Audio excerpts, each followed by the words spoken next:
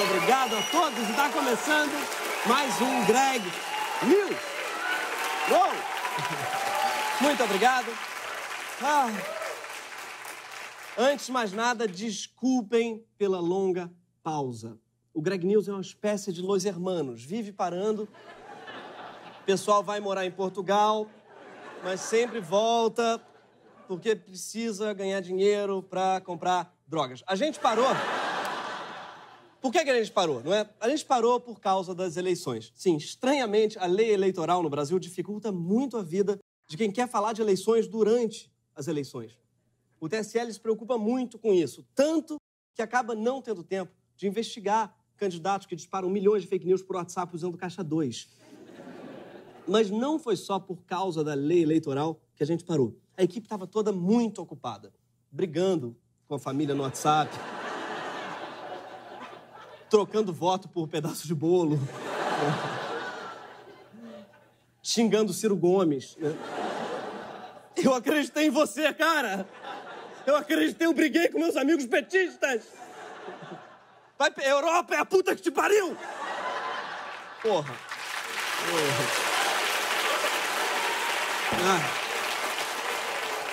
Desculpa, tava entalado aqui. O resultado dessas eleições, você já sabe. A não ser que você seja o Ciro e ainda esteja na Europa. Então, o resultado é que a gente perdeu. E quando eu digo a gente, eu quero dizer a raça humana.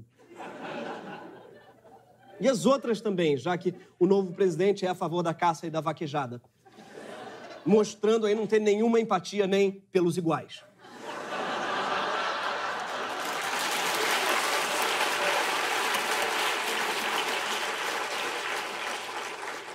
Ou seja, a gente sabe muito bem quem sai perdendo, mas a gente ainda não entendeu quem é que sai ganhando. À primeira vista, pode parecer que são os militares, não é? Afinal, nunca o Congresso teve tantos militares, nem na assim chamada ditadura militar. Esse assim chamada foi uma exigência do pessoal do Humor Sem Partido. Eles me mandaram aqui. Os militares, não é? Os assim chamados militares, claro, eles chamam bastante atenção quando se olha. Né? A começar pela farda e pelo bigode. Sim, esse governo está fardado ao fracasso. Um dos militares que chegaram no poder nessas eleições é o Sargento Faur, que, se você não conhece, sorte a sua, ele foi o deputado federal mais votado no Paraná, o Faur. O sargento se elegeu prometendo combater o crime, fazendo todo tipo de sacrifício, como a gente pode ver aí nesse vídeo. 4 tabletes aí que devem pesar em torno de 4 quilos e pouco da cocaína pura. Eu furei ali com um canivete, cheirei a cocaína, inclusive coloquei na minha língua, fiquei chapado até com essa porcaria, tão forte que é. Uma droga altamente sintética e pura, hein? Pura. Tô chapado até agora com essa porcaria. Tô chapado até agora com essa porcaria. Olha, se você ficou chapado, sargento, não era uma porcaria. Tá? Seja grato. Detalhe, que o cara cheirou a porcaria, ainda ficou na dúvida e colocou na língua. Que é pra ter... É o que você faz quando não sabe se é pó, né? Você cheira e põe na língua e engole. Aliás, depois desse vídeo, muita gente se alistou na polícia do Paraná. Que é uma propaganda que ele faz da droga, né? Pura, é sintética. Nossa! Acho que parece um merchandising do pessoal que vende pó no Paraná. Mas não são só os militares que se deram bem nessa história. Tem muita gente aleatória mesmo. Gente que tinha se destacado pelos motivos mais diversos na vida, como, por exemplo, a Carla Zambelli, que foi eleita deputada federal por São Paulo. Ela levantou os bonecos. Pichuleco, Bandilma, Tofoleco, Enganou, Canalheiros, Mortadelão. Parabéns por ter levantado os bonecos. Ela levantou o boneco, é muito bom. Cada um desses, não sei se é uma obsessão minha, mas cada um pareceu o nome de um pinto diferente. Ah, o seu pinto é o Mortadelão? O meu é mais um Enganou. Mas ela não é a única figura aleatória desse governo. Tem, por exemplo, a Alê Silva, foi uma deputada federal que se elegeu pelo PSL de Minas Gerais.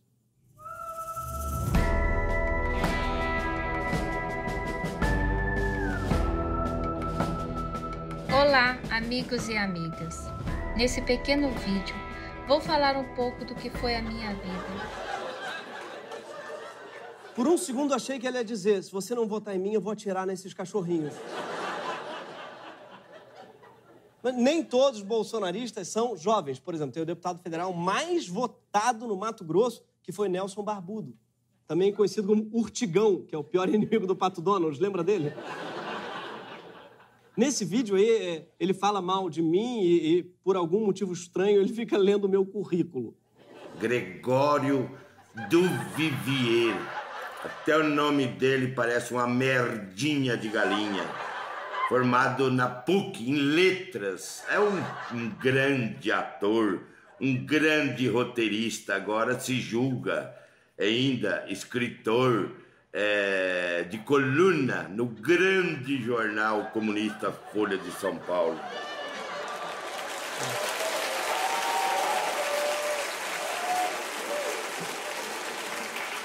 Eu gosto muito do desprezo que ele fala, coisas muito comuns, tipo, formado em letras, escreve uma coluna. Vou devolver a sua ofensa, Nelson, lendo sua biografia também. Nelson Barbudo é agropecuarista. Ele é do Mato Grosso. Agora se julga deputado. Deputado mais votado. Como vocês podem ver, tem gente de todo tipo no novo Congresso. É muito variado mesmo. Tem maluco, mas tem doido, tem paranoico, tem alucinado. O que é que esse povo todo tem em comum, hein? Além de despertarem em você o desejo de autocombustão espontânea. Todos são contra a mesma coisa. Sim. Os vermelhos. 2018 vai ficar marcado para a história como o ano em que o Brasil, mais uma vez, resolveu afastar o fantasma do comunismo. O comunismo, para quem não sabe, é um fantasma que assombrou o Brasil ao longo de todo o século XX. Ele é uma espécie de Gasparzinho, que não por acaso era um fantasminha camarada.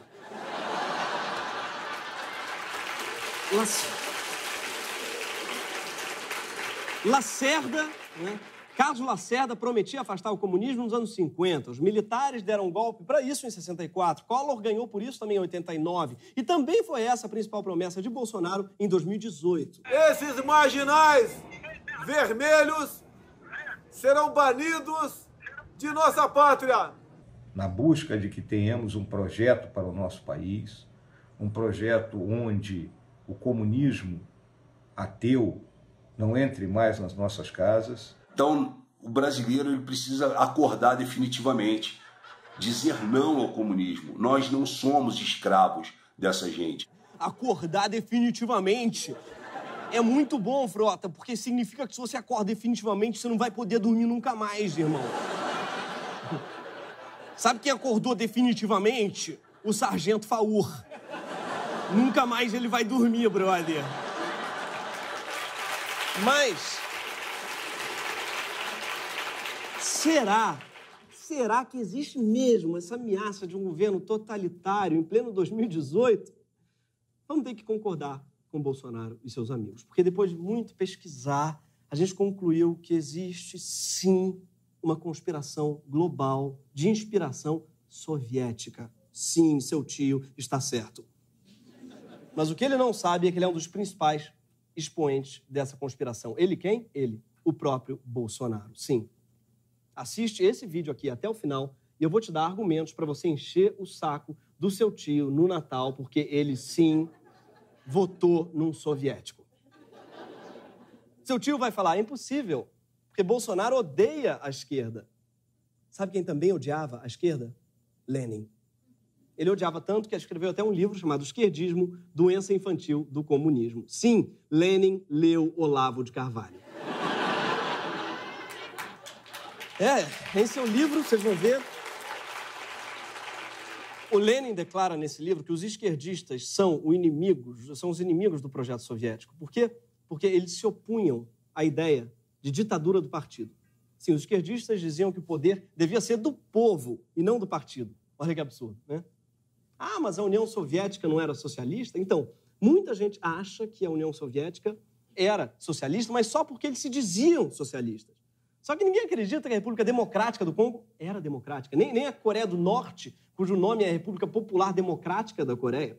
Inclusive, quando um país tem democrático no nome, em geral, é porque ele não é. Nessas horas, a gente tem que lembrar que o cantor Belo se chama Belo. Steve Bannon. O Steve Bannon, que é o estrategista da campanha do Trump, já reconheceu uma vez: eu sou leninista. Ele disse, Bannon, sim, que se encontrou com o Eduardo Bolsonaro e endossou a candidatura do pai dele. Eduardo deve ter achado que o Bannon curtia Lenine, por não falar sobre isso. Assim como o Bannon, Bolsonaro e seus amigos mereciam carteirinha do Partido Comunista Soviético. Sim, por quê? Bom, vamos lá. Primeiro, porque bolsonaristas amam uma farda, assim como Lenin. Sim, aliás, foi Lenin que criou o Exército Vermelho e se voltou contra as ideias dos sociais-democratas, que defendiam uma desmilitarização da sociedade e diziam que a obsessão dos militares por glórias é tão nociva quanto a obsessão dos capitalistas por lucro. Lenin governou com o apoio de um exército imenso e depois passou o poder para um homem de uniforme, Joseph Stalin. Não, esse é outro. Agora sim, isso. Bolsonaro está montando um governo cheio de homens que se cumprimentam batendo continência, principalmente para americano. 1/3 dos ministros dele são militares, sem contar o presidente e o vice. Isso é mais até do que no governo do general Figueiredo. E também mais do que o governo Maduro na Venezuela, onde 1/4 dos ministros usam roupa verde. A Venezuela, inclusive, está super preocupada que se entrar mais militar no governo, vão acabar virando um Brasil. Mas as provas do comunismo autoritário de Bolsonaro não param por aí. Existe uma frase que atribuem a Lenin, justamente, que diz: acuse os adversários daquilo que você faz, chame-os do que você é. Curiosamente, Lenin nunca disse essa frase. A pessoa que o acusou de fazer isso provavelmente estava o acusando de fazer aquilo que ela mesma estava fazendo. Acusar o outro daquilo que se é um dispositivo clássico do bolsonarismo. Um exemplo, a família Bolsonaro foi flagrada, não sei se vocês viram essa semana, que a família Bolsonaro foi flagrada com batom na cueca. O COAF, o Controle de Operações Financeiras, descobriu que um PM que trabalhava como motorista de Flávio movimentou mais de 1 milhão em 2017 e depositou 24 mil na conta da mulher de Bolsonaro. Quando Onyx Lorenzoni, o chefe da Casa Civil, foi questionado sobre isso, ele surtou. Onde é que estava o COAF no mensalão? Aonde que estava o COAF no petrolão? Esse é o ponto. Qual é a origem do dinheiro? Pessoal, amigo, muito obrigado. Eu sou um investigador? Não. Como é que eu vou saber? Qual é o dinheiro que foi? Nós temos que sair. Qual é o dinheiro que foi? Quanto recebeu esse mês? Quanto o senhor recebeu esse mês? E não tem a menor relevância essa pergunta. Sem conseguir defender o chefe, o Onyx diz: onde estava o COAF no mensalão? Daí ele lembra que foi o COAF que investigou o mensalão. E lembra que todo mundo foi preso, inclusive o Lula está preso. Daí ele, bom, não, isso não é bom falar do mensalão, que de repente, enfim. Aí ele tem uma ideia brilhante, que é perguntar para o repórter: e você? Quanto você recebeu esse mês? Ao que o repórter ficou perplexo com a ideia de receber algo por ser jornalista. Ele disse assim, receber...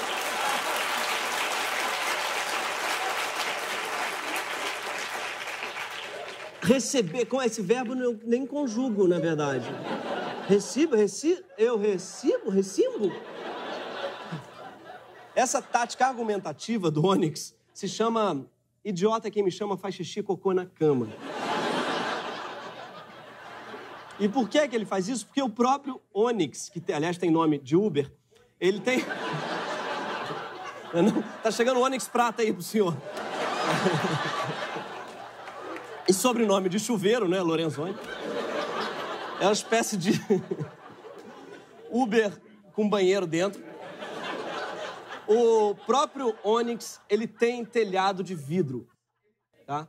E quando eu digo telhado de vidro, não estou falando apenas do implante mal sucedido que ele fez na cabeça. Ele já foi citado na delação da JBS por ter recebido caixa 2 e ele admitiu o crime. Mas não precisa se preocupar não, viu? Que ele não vai mais fazer essas coisas, ele garantiu. Inclusive, ele já tomou uma providência para evitar que ele seja corrupto de novo. Eu fiz uma coisa aqui. 2 anos atrás, quando aconteceu. Vê se vocês conseguem fechar aqui. Aqui está o João 8,32. A verdade vos libertará. Peraí, ministro, só um minuto. Por que eu fiz isso? Eu respeito quem não tem fé. E peço que quem tem, respeite a minha, né? Eu fiz isso para que eu nunca mais erre. Isso é para me lembrar do dia que eu errei. Então, isso é para mim. Isso não é para sair por aí mostrando. É só pra ele mesmo, não é pra sair mostrando. É por isso, inclusive, que ele mostrou em rede nacional. Eu curti que embaixo da frase tem uma bandeira do Rio Grande do Sul. Vocês já viram? Já que ele só tatua arrependimento, será que ele se arrepende de ser do Rio Grande do Sul ou do mal que ele fez ao Rio Grande do Sul? Nós não sei que o arrependimento dele colou mesmo, porque, segundo o Moro, como vocês podem ver... Quanto a esse episódio no passado, ele mesmo admitiu os seus erros e pediu desculpas e tomou as providências para repará-lo. Eu acho engraçado que o Batman da direita tem a voz do Pinguim, né? Nas providências que eles fez, já tomou os cuidados para reparar, já que tem que ver que uma... Certo?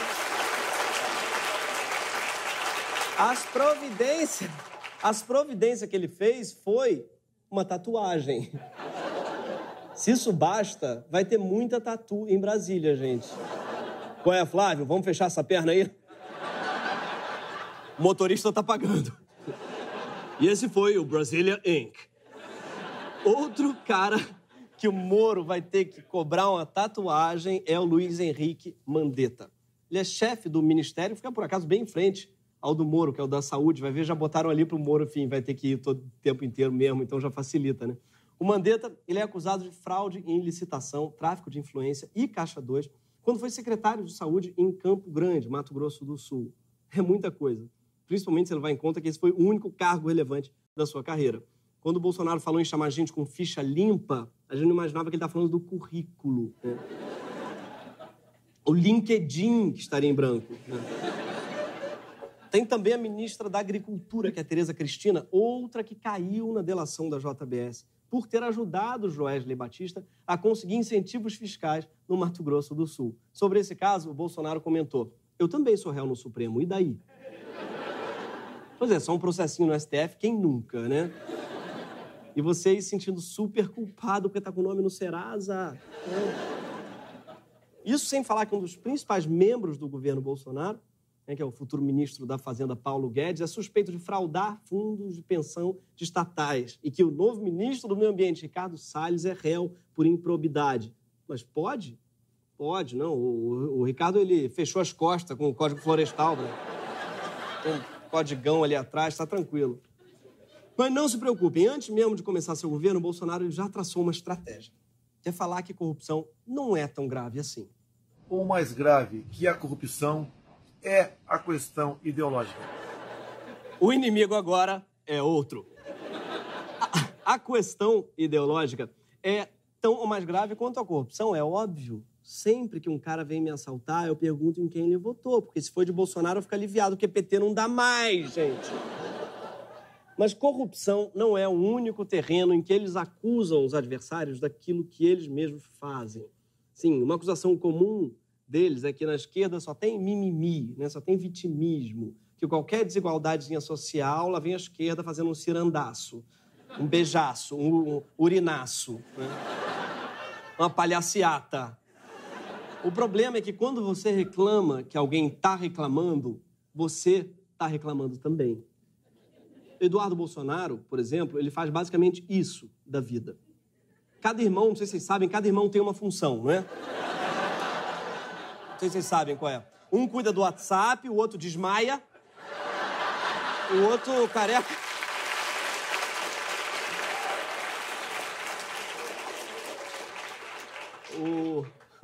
O careca, ele é o que reclama das coisas que não existem ou são ridículas, basicamente. Ele já reclamou que a Marina Silva se aproximou demais do seu pai em um debate só para intimidá-lo. Sim, a Marina Silva. Aquela corpulência toda. A Marina. Vocês estão rindo porque a Marina Silva nunca partiu para cima de vocês. Meu amigo, aquilo dá um medo, a Marina Silva intimidando você. É um negócio que... É fácil rir, né, cara? Quero ver o dia que a Marina Silva tretar com vocês. Ele também já reclamou, o Eduardo, que as mulheres de esquerda defecam nas ruas. Pelo amor de Deus, gente, é uma calúnia. Nenhuma mulher de esquerda desperdiçaria fertilizante orgânico no asfalto. Cocô é na composteira! Pelo amor de Deus! Vai deixar de alimentar minhoca? Porra, cocô é na composteira, menstruação na samambaia. Porra! Mas é na costela de Adão. Serve pra isso, pra mulher de esquerda. Pra isso serve. Por que todo hipster tem a costela de Adão? Pra mulher de esquerda botar a menstruação. Mas temos outra prova irrefutável do comunismo de Bolsonaro. Ele adora uma doutrinação, uma revolução cultural à la Mao Tse-tung, uma boa tomada das escolas. Ele sempre chama a atenção, inclusive, para a importância da educação na consolidação do seu projeto político. E sabe quem que ele cita? E nós sabemos, né? Na máxima de Lenin, não tome quartéis, tome escolas.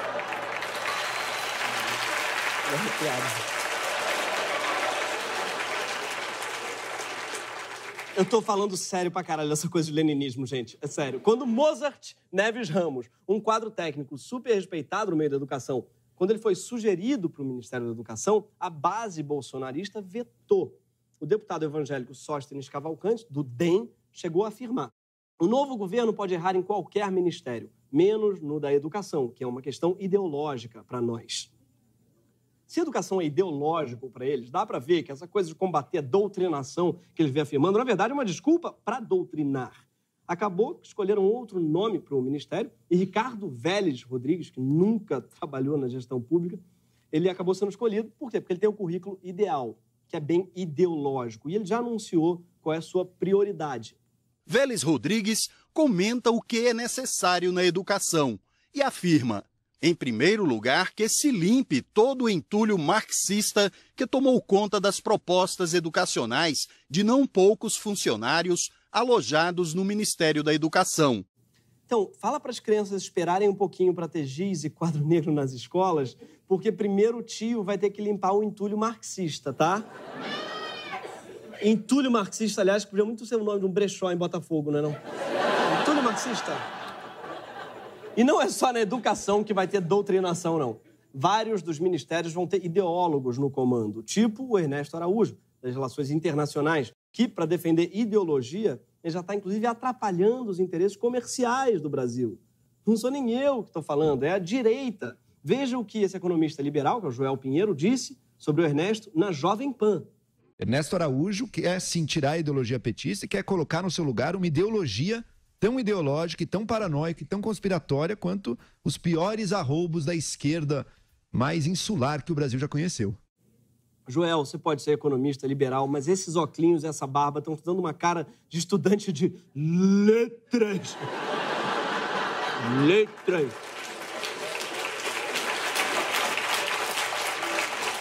Essa roupa aí você achou no entulho marxista, pode falar. Outra doutrinadora é a pastora que vai assumir o Ministério dos Direitos Humanos. Damares, né? Daenerys, não é?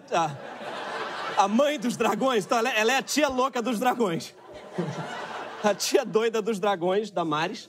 Olha só o que ela disse sobre o papel da igreja evangélica no Brasil. Chegou a nossa hora. Chegou o nosso momento da gente avançar. É o momento da igreja ocupar a nação. É o momento da igreja dizer para a nação a que viemos. É o momento da igreja apresentar boas ideias de políticas públicas. É o momento da igreja governar. É a nossa hora. Primeiro tem lá o Frota dizendo que está na hora de acordar definitivamente. Agora tem ela dizendo que chegou a nossa hora. Estão uma obsessão com pontualidade, né? Eu ouço eles, parece que eu estou atrasado para alguma coisa. Opa, que...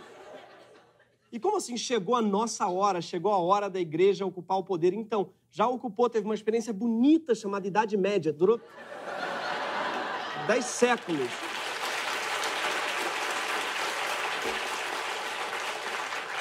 Alternância de poder, Damares. Sabe quem chegou no poder, aliás, só muito recentemente? Satanás. Deixa o homem trabalhar, Damares.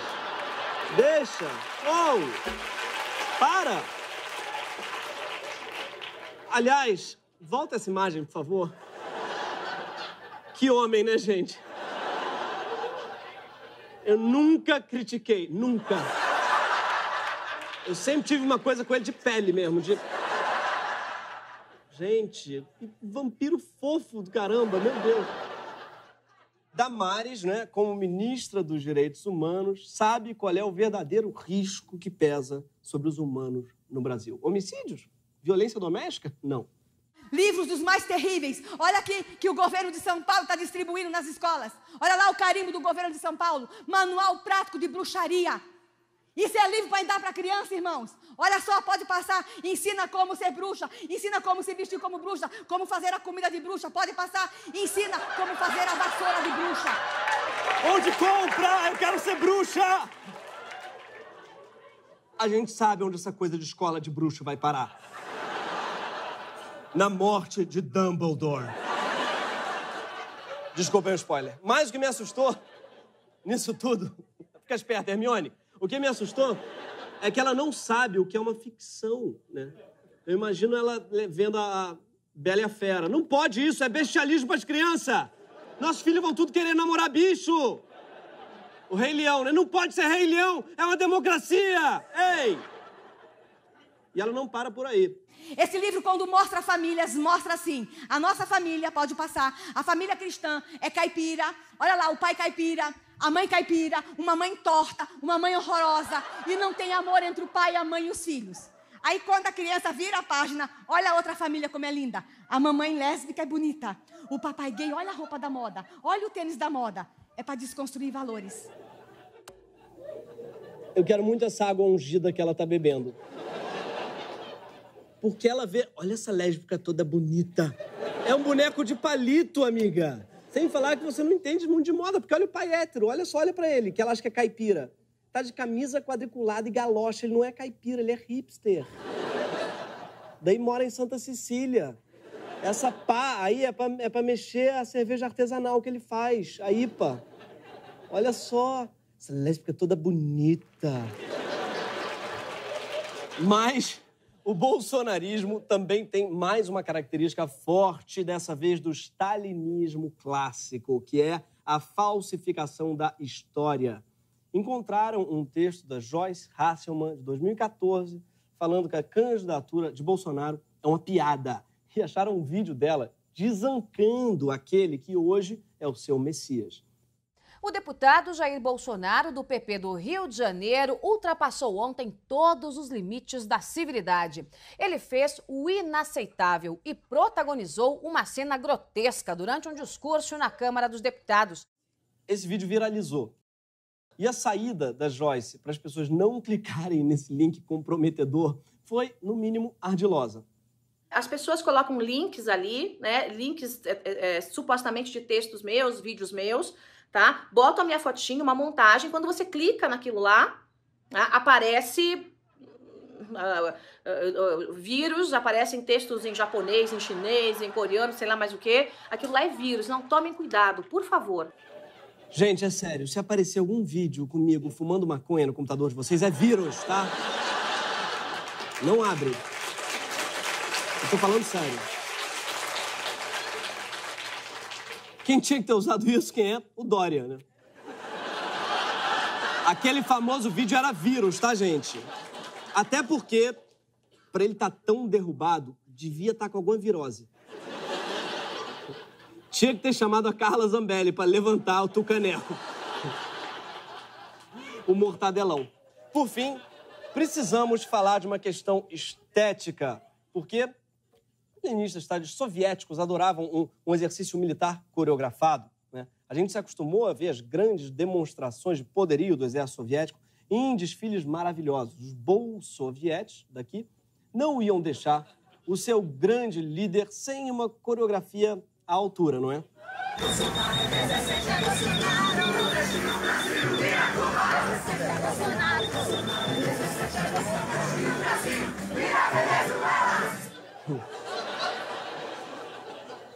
"17 a Bolsonaro", para quem não pegou, é evidentemente uma referência à Revolução Comunista de 1917. Quem não pegou isso? Não à toa, Bolsonaro foi eleito em outubro. A canção, inclusive, diz, vocês perceberam, né? Que ele representa os valores do levante russo daquele ano. E esse apelo para não deixar o Brasil virar Cuba nem Venezuela é uma clara alusão ao fato de que nesse país a experiência comunista não foi levada de acordo com os ideais de Lenin. Só que todo carnaval tem seu fim, não é? E o ano que parecia não terminar está acabando. Agora, antes das festas, antes de estragar a ceia de Natal com a família cristã, antes de você xingar de fascista aquele seu tio que é a cara da Damares, é importante a gente refletir. Como é que o nosso país foi capaz de eleger um regime autoritário de inspiração soviética? Acho que cabe aqui fazer um meia-culpa, inclusive. Sim, o Lula teve culpa, talvez um pouco. O Ciro podia ter deixado o mochilão pro ano que vem, talvez. Marina precisava ter usado da força física contra Bolsonaro? Não precisava. Não precisava, Marina. As mulheres, né, de esquerda fizeram muito cocô no asfalto, fizeram muito cocô. Mas não adianta cobrar autocrítica dos outros. Por isso, antes do ano acabar, eu resolvi reconhecer os meus erros pessoais. Sim, porque eu tenho culpa nisso, claro que eu tenho. Eu resolvi fazer algo, sabe? Algo assim que, bom... algo pra eu não repetir. Não é pra mostrar em rede nacional, não. É só pra mim mesmo. Tá? Pra eu nunca esqueça aquele dia que eu errei aqui, ó. Selfie com baseado, tá? Pra quem não viu. É pra eu lembrar. É pra eu lembrar dos meus erros. Tá? Mas, como eu cometi muitos erros, eu também tive que continuar um pouquinho aqui, ó. Dilma 2014. Porque... se o Aécio tivesse ganhado, né? Não, assim, de repente ela não ia ser derrubada, vai saber. Só que, na verdade, eu errei muito mesmo, assim. Sabe, meus erros não cabiam, assim, no antebraço. Desculpa, Onyx. Eu queria muito ter errado tão pouco na vida. Só que eu errei muito, muito, muito. Então, o que acontece, Onyx? Lixo.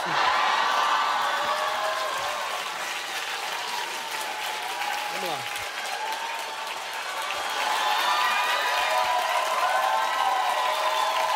Olha só, deixa eu explicar. Aqui é o Luciano Huck, que era meu sócio até ano passado, tá? Aqui é o Felipe Neto, que eu me arrependo muito de ter zoado ele. Muito, tá? Queria pedir desculpas, inclusive eu tatuei Felipe Neto aqui no meu coração mesmo. Que é onde você mora hoje em dia, tá, Felipe? Fique sabendo disso. Aqui, ó, aqui é carboidrato depois das 6, que é... eu sempre me arrependo. É terrível isso. Fora Temer, que desculpa, pelo amor de Deus. Itimalia, desculpa. Fica, Temer, vai ter bolos. Viu? Pelo amor de Deus, viu? Aqui, acho que isso é importante a beça. Letras PUC, né? Ah, isso aqui é uma participação que eu fiz numa novela da Record. Achei que era importante. E claro, pra terminar, né? Acho que são arrependimentos muitos aqui. Sigo Deus, né?